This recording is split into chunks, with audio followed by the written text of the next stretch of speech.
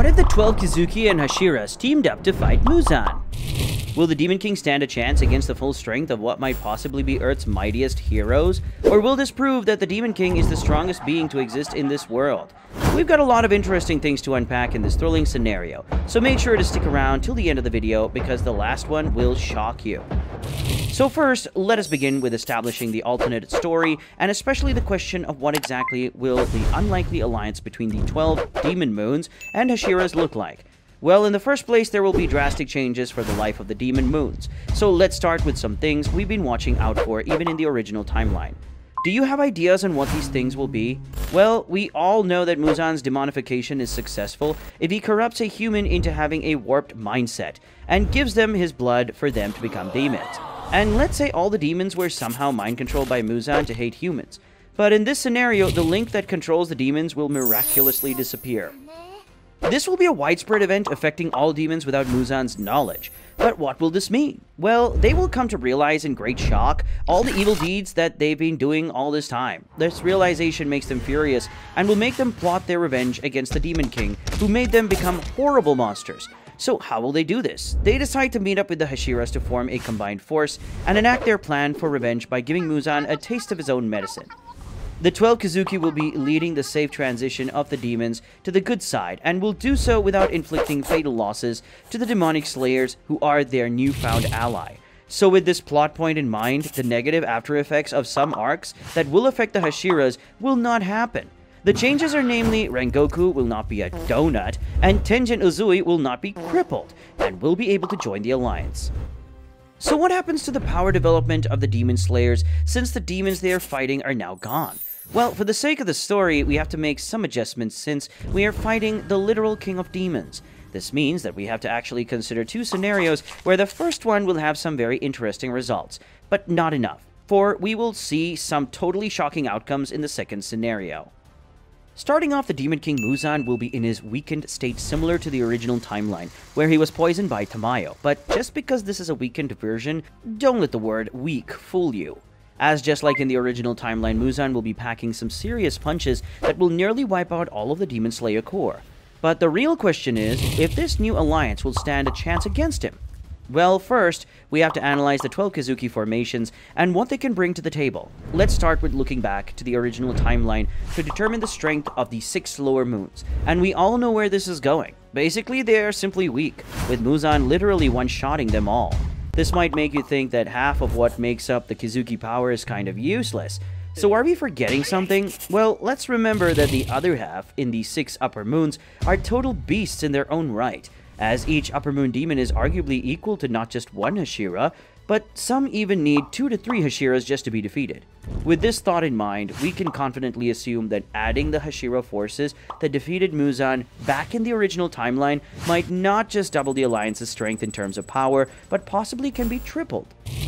You ask why? Well, the original Sunset Countdown arc is the only time we get to see the prowess of the Hashiras in unity. But remember, at that time, the Demon Slayers were incomplete by 4 strong fighters: Tenjin Uzui, Shinobu, Muichiro, and Rengoku. And everyone also wasn't battling to their maximum capabilities, given that they were fatally wounded from their battles against the upper moons. This leads us to believe that given the chance, the landscape of the Sunset Countdown battle will drastically change with the amazing alliance and perfect conditions, all definitely not to MUZAN's advantage. However, let us establish one point here to give way to our what if, and that is only if the Hashira and the 12 Kizuki will be present in the fight, so there will be no Tanjiro to use his main character plot armor in this battle. So what can possibly compensate for the lack of power that a shonen MC will leave behind? Well, continue watching because I have a lot in store for you. Still, there's the question if this means that the 12 Kizuki and Hashiras already got this numbers game in the bag. One thing that we already know is that MUZAN is not the Demon King for nothing, and will absolutely not let the betrayal of his demon minions pass. MUZAN's full fury and power will finally be unleashed when he sees his former 12 Kizuki standing beside the 9 Hashiras. When, after an alternate major reveal, the 12 Demon Moons were actually tricking and giving MUZAN false reports behind his back, faking all the deaths in the Demon Slayer canon, all just to get MUZAN in a trap where he's poisoned by Tamayo. But what does this mean? Well, this is the perfect chance for the alliance of the 12 Kizuki and Hashira to unleash an all-out attack. And in a single second, claws and swords pass through MUZAN from all directions, and his head and limbs pop off his body like meat, finally ending the Demon King's reign. Or does it? Well, not quite. Just like in the manga, MUZAN's ability to have numerous vital points surges him back into battle once again, and parries their first blows with a wild swing of his 8 tentacles that will now split to 16 as the Kizuki and Hashira gang up on him. He insults how their combined forces won't even be enough to defeat him. But do his words actually prove anything? Well, just after MUZAN strikes back, all the lower demon moons will get diced clean, ending their lives early for MUZAN's bloodlust. As I mentioned before, he is no easy foe, as the Kizuki is now down to the 6 upper moons remaining, or 7 as Daki and Gyutaro are separate beings. But the battle continues, and the Alliance is given no chance to rest. But due to their newfound trust, their exceptional breathing styles and demon art strike MUZAN one by one, all syncing perfectly. But will this be enough? Well, true to the Demon King's power, he skillfully evades them, especially since he has extensive knowledge of their demon abilities and innate experience against breathing techniques that make this trade of blows like a piece of cake for him. But shouldn't numbers favor our heroes? Well, in the source material, the first few minutes are a bad time for the Demon Slayers, since they were unaware of MUZAN's weak points, and this same disadvantage will be present to the Alliance, especially since in this scenario, MUZAN knows the Kizuki's abilities firsthand, and will certainly have some powerful countermeasures to their blood demon arts, which will turn the match to equal footing despite the number increase. But what exactly will be the game changer for this battle? What will happen is something unexpected. Since Tanjiro's legendary sun breathing is absent here, it will mean the next greatest weapon that we have is the Demon Slayer mark. But where will it come from? Well, in a magnificent turn of events, the Upper Moon Demon 1, Kokushibo, will be the Demon Slayer sensei, and unleash this overpowered power. This serves as a great win for everyone because, in a miracle, Kokushibo will infect the other Demon Slayers of this mark. And just like in the original timeline, they will gain access to MUZAN's weakness, which are the red Nichiren blades, and they'll also get a buff since they can access the transparent world. Through this ability, each of the Demon Slayers will see through MUZAN's vital points and formulate their ultimate move against him. Back in the original timeline, this version of events was not possible because the Demon Slayers lacked the resilience and stamina to sustain a united front. However, with the Upper Moon's assistance, the Hashiras will be able to deflect the gravity of MUZAN's blows. But will this be enough to beat the most powerful demon in existence? We still have one ace in our hole, and the Hashiras are no slouch in abilities, as while the demons have the resistance against MUZAN, the Hashiras have the firepower to pierce him. And can you guess who this saving grace will be? You guessed it, Shinobu! Since we all know that she is a walking anti-demon bomb, and yes, her relationship with Doma will be complicated as she fights alongside her sister's killer, but she will understand the purpose of this fight, and will make the final sacrifice in order to truly avenge the source of all the hurt and pain in the world. And how does she do this? Well, instead of Doma, it will be MUZAN who will feel a melting sensation curated from years of hatred, and while her poison is not as restrictive as Tamayo's, it will work in tandem with it and immobilize MUZAN for a few seconds. These seconds are enough for the Hashira and Kizuki alliance to finally submerge their blades and fangs into MUZAN's heart, which is a feat that in the original timeline can only be made possible by the sun and sun breathing. In a case where MUZAN blows him up into thousands of pieces, just like what he did when he lost to Yoriichi, well, there are enough people to catch him and destroy every single fragment. This sparks the end of the first scenario. However, it's not all rainbows and sunshine, as some of the members of the 12 Kizuki and Hashira alliance won't make it to the end. Aside from the lower moon demons, it will be logical to think that Gyome, Mitsuri, Muichiro, Shinobu, Hantengu, Gyoko, and Doma will meet their ends, since these characters either are the heavy front attackers who soak damage, possess weaker fighting strengths, or are those who aren't blessed so much with escape skills.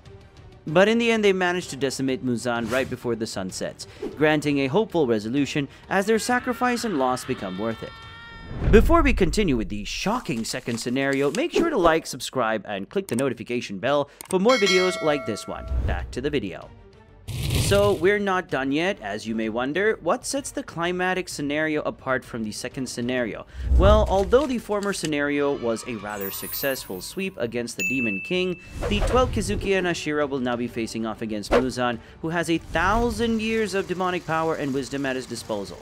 In this second scenario, the Demon King possesses no debuffs to speak of, and this only means that the 12 Kizuki and Hashira alliance is gonna be in for quite a ride.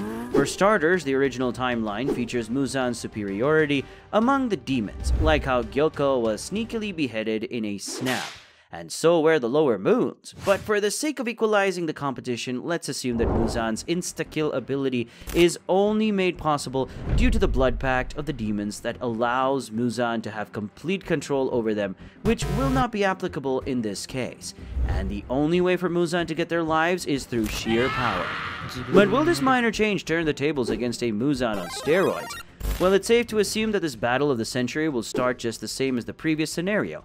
Confrontations and tensions will rise, as an enraged Muzan will go wild, but this will occur shortly before Muzan realizes Tamayo in isolation, and will immediately choose to kill her off.